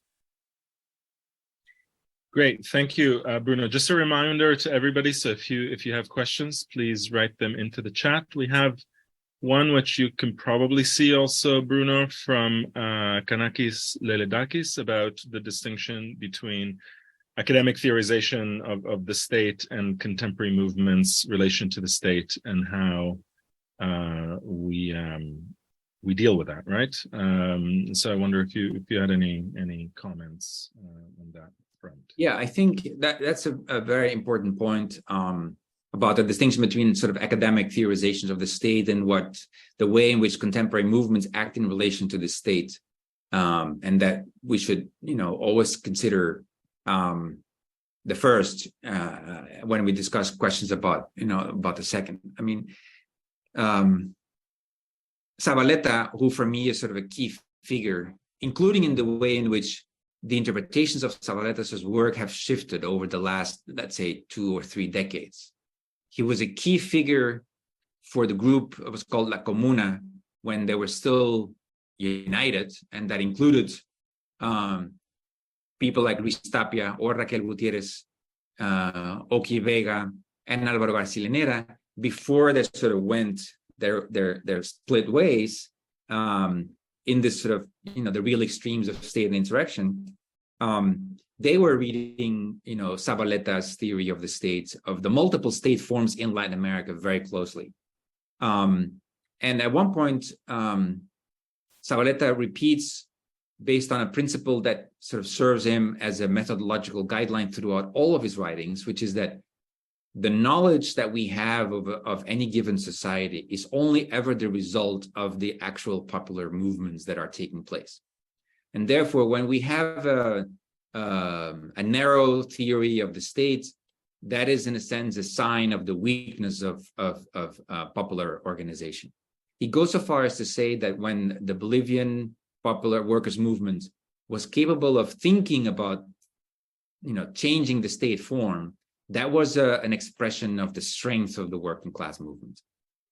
And so I think in that way, there is a close connection between academic or theoretical conceptualizations of the state and their relation of either expression or guidance or accompaniment of actual political movements. And there's sort of a reciprocal cooperation between the two, I think, today. But unfortunately, we've sort of lost the richness of and specificity of the analysis of different state forms that we saw as a result of the crisis of Marxism that left these big lacunas that Althusser pointed out in terms of organization of the party and the question of a theory of the state. And we are stuck in what I described as this impasse.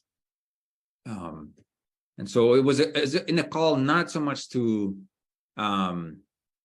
opt for either of those positions, pro or anti-state, but rather to go back to the historical analysis of how we have come to the present moment and why this very selective reading of certain passages in Marxist texts, for example, or the reinterpretation of the concept like dual power in Lenin and Trotsky, how that in and of itself is the expression of new historical developments that are specific to certain regions or even certain local contexts that need to be taken into account, and for which I think that brilliant essay on the state and in Latin America, it's only 30 pages or so, and it urgently needs to be translated, I think, to serve as a model for what needs to happen for many other regions in the world, that I wanted to question, this new consensus that you also pointed out, Alberto, is fairly dominant today in France or in Italy.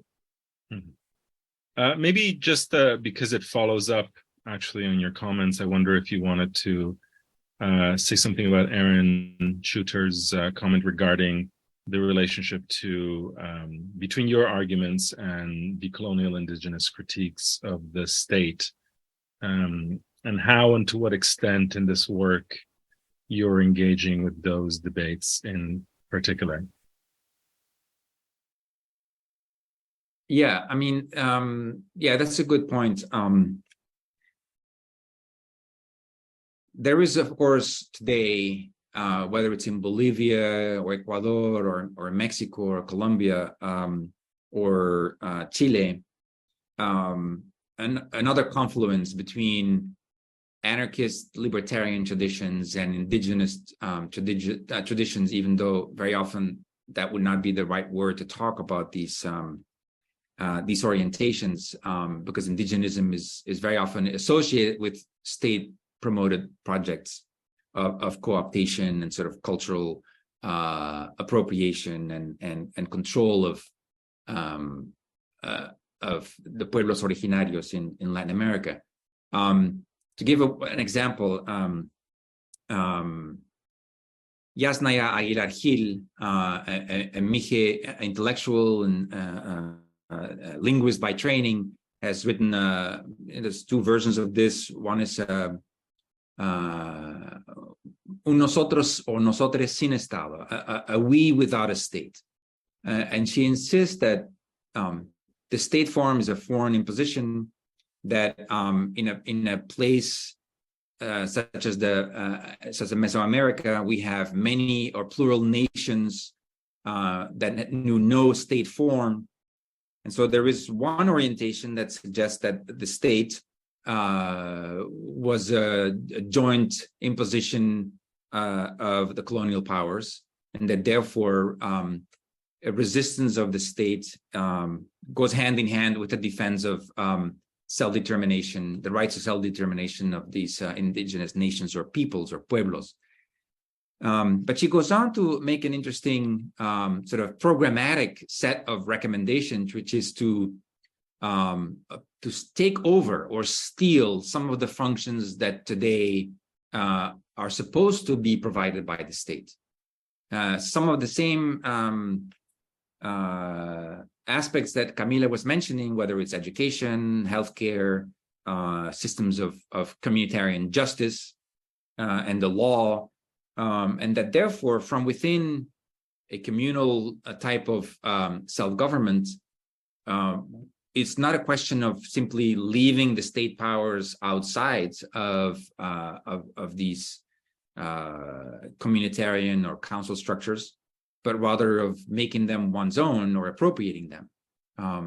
So again, even in this attempt to sort of combine an anti-state, anarchist orientation with a close attention to indigenous orientations, we get an attempt to sort of not remain stuck in the commonsensical anti-statism that we see so often in more academic or theoretical discussions.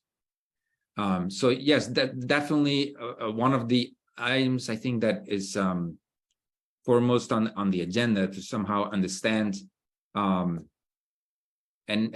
not simplify the history of different state forms in the 500-year-long story of colonialism and neocolonialism in a place like Latin America. To what extent we can call when we can speak or not of an Aztec state. There are those who will say there was no state form among indigenous people. This is a contradiction in terms to talk about an indigenous state.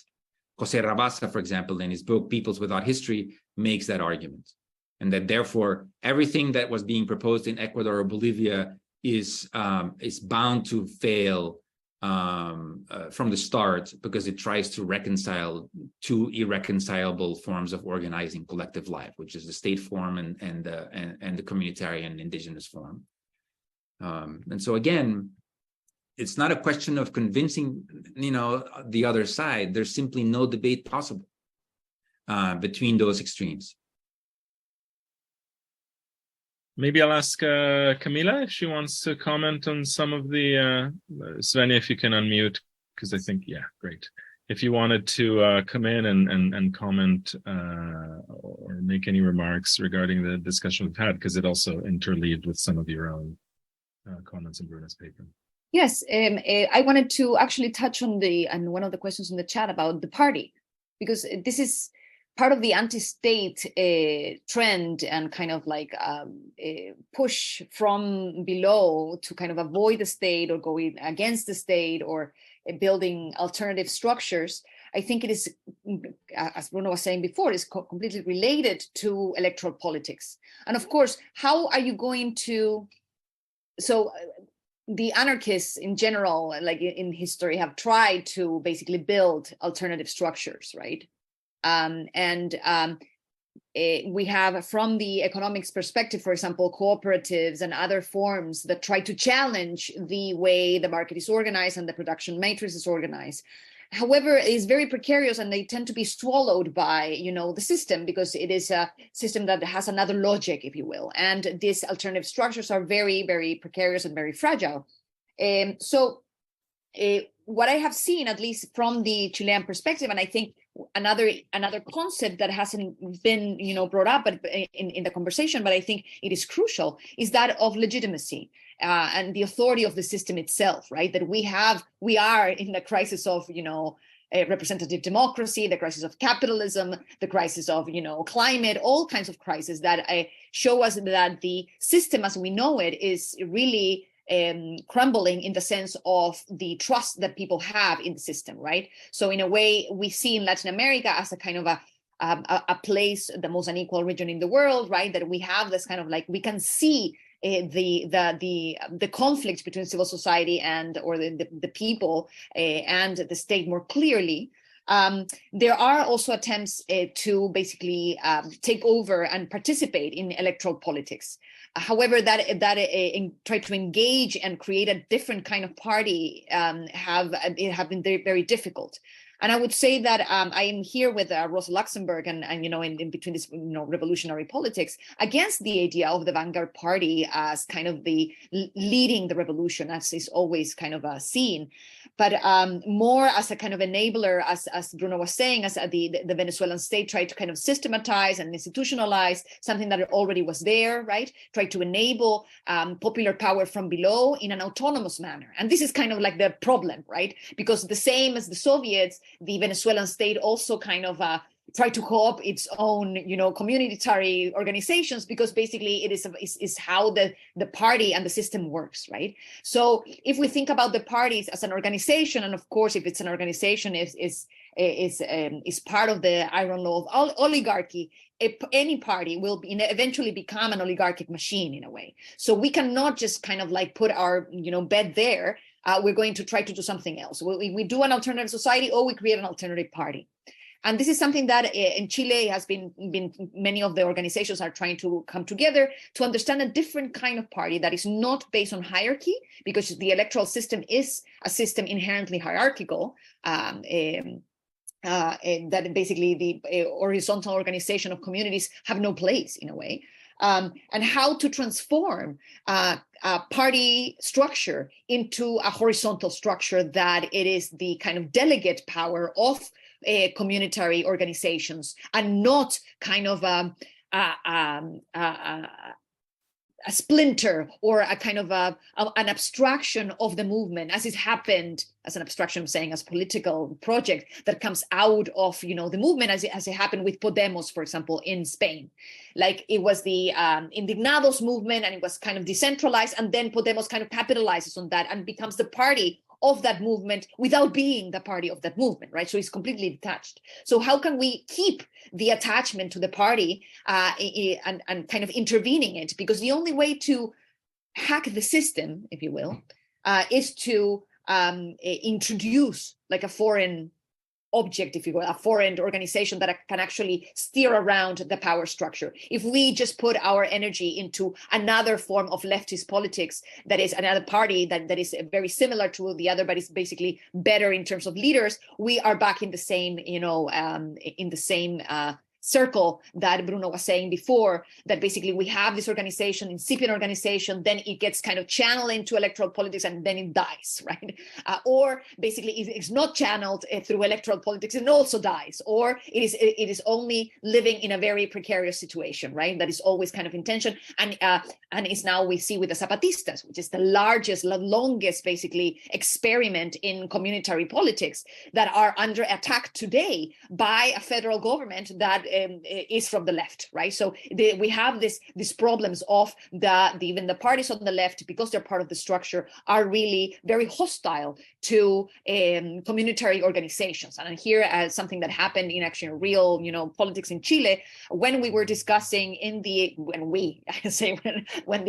the representatives in the convention, we're discussing forms of participation in the constituent politics, and basically in drafting the constitution, the Communist Party actually was one of the most strong opponents of giving power to the people, basically saying that we cannot just recognize social organizations that we cannot control. This was the idea, right? That there are the right wing, people also, organize. So therefore, why are we going to give them, the power to direct us, the vanguard representatives, better to be insulated, and we know what is best in a way, and let the people, just give us their power in a way and not empower them. So this is a kind of a it's not surprising, given the long tradition of the Communist Party in the USSR and elsewhere, very hierarchical and very also skeptical of the wisdom of the crowd, if you will, which is part of there's elitist politics also in the left. So I would say the party is also a theme that needs to be explored. Is there an insurrectionist party that we can think of? Able to hack the system from within, to really hack it and not become part of it and reproduce it at the end. And it will all depends on the structures in which it is built, right? The way that is connected to the movements and to the organizations. And here, of course, it's very different to have an insurrection politics, that is only movement based and only kind of a event based, like occupying space without any further organization, than to have actual assemblies and councils and communitary centers with people actually meeting and making decisions, and trade unions and everything, this kind of constellation of different organizations. So, and I think that determines the relation that you have with the party and the possibility of taking power or creating a different structure, the level of organization. And we have in Latin America very different Venezuela, for example, than Bolivia, right? Venezuela didn't have much organization, even if, there were, of course, there are always incipient forms of communitary organization, but basically Hugo Chavez came through the electoral route, basically very straightforward.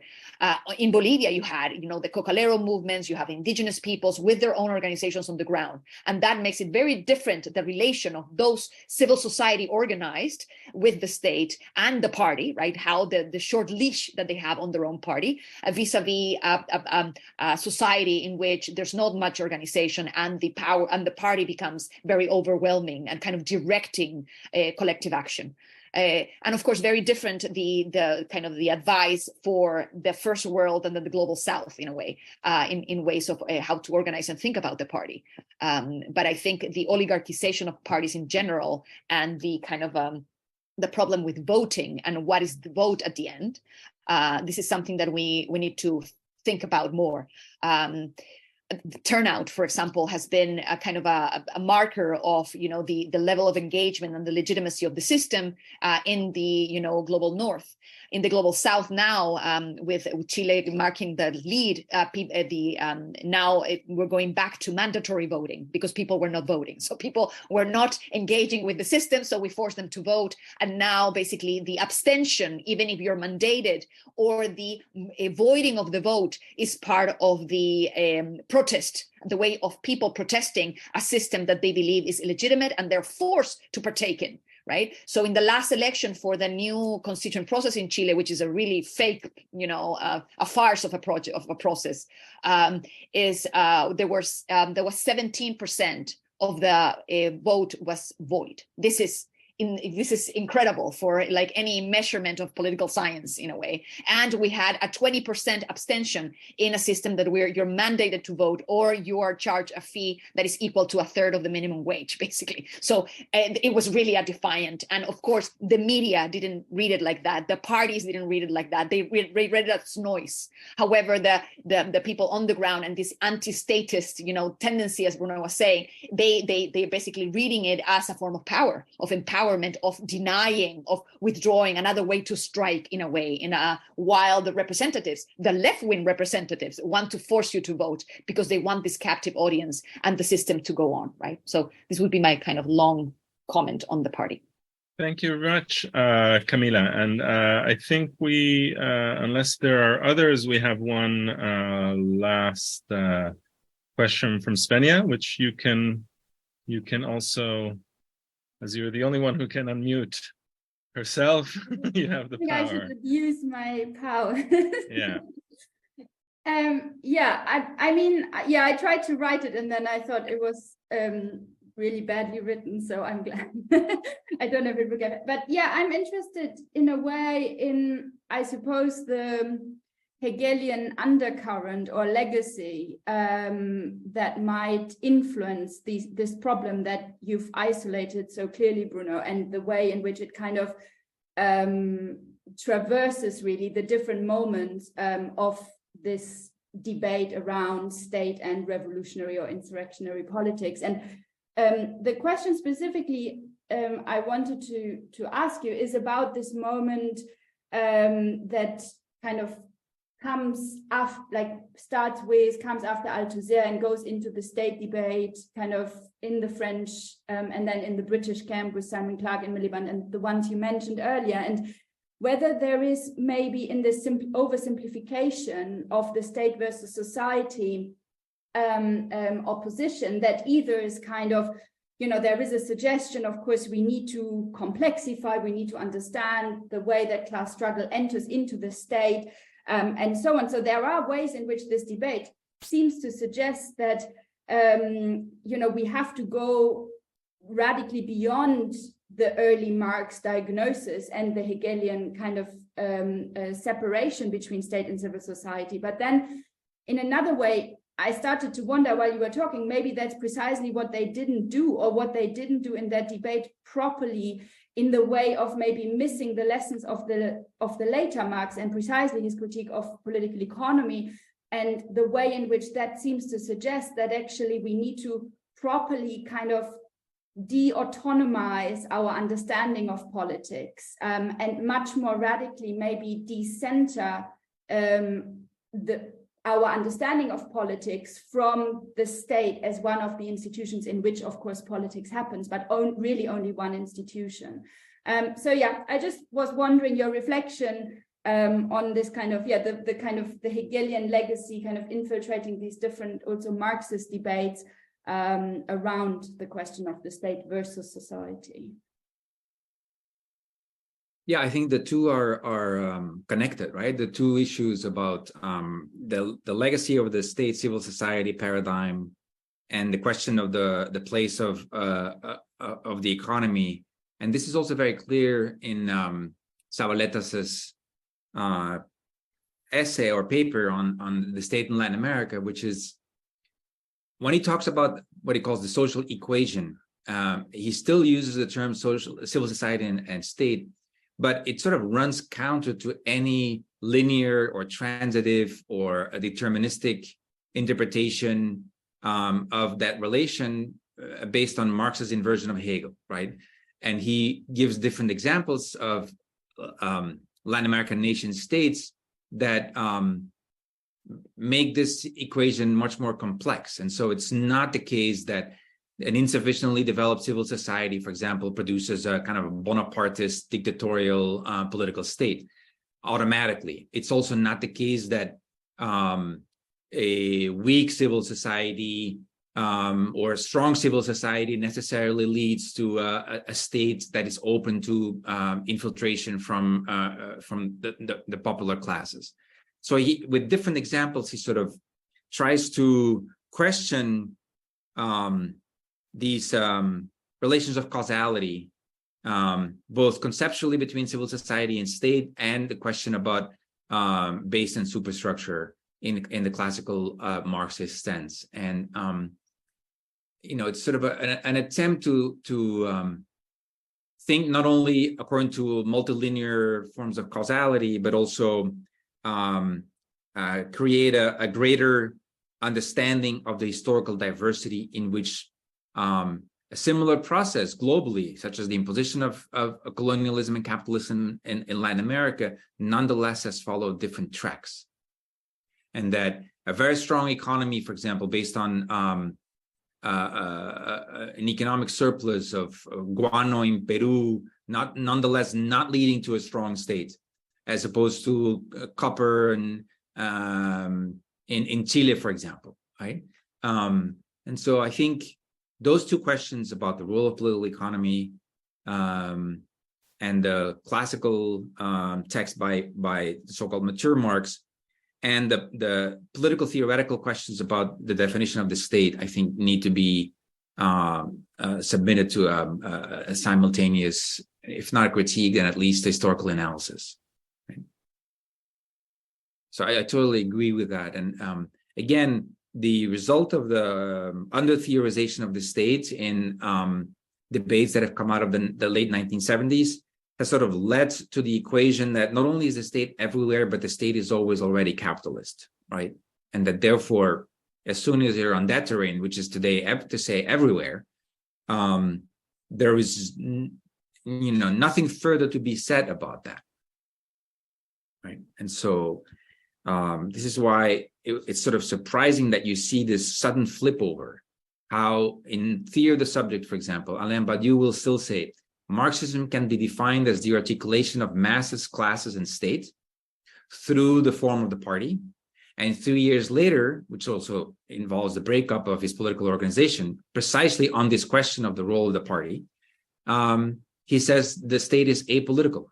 The state simply is not of our concern because there is, it is based on making any popular uprising or delinking impossible, and therefore there is no possible political use of the state because it is a or anti-political by definition. So 3 years between those two statements, right? So instead of sort of repeating one saying by Mao, which was the people have to meddle with it in the affairs of the state, what we get is just a generalization of the other slogans, which is we are right to revolt, or troubles are a good thing, right? And that means we are into that new anti-statist consensus. Thank you. I'm just trying to give Alberto his video back. Okay. Sorry. Yeah. Hi. All right. Are there any other questions before we finish for this session? Because obviously we will return in 2 days' time. If not, I would like to give our hearty, warm thanks to both Bruno and Camila for a really interesting and important discussion, and for bearing with us with the interference, so to speak. Yes, I really look forward to continuing the discussion, developing more the line of Bruno's line of thinking on the Mexican Commune on Thursday. And thank you all for being here with us and joining in the dialogue. So thanks.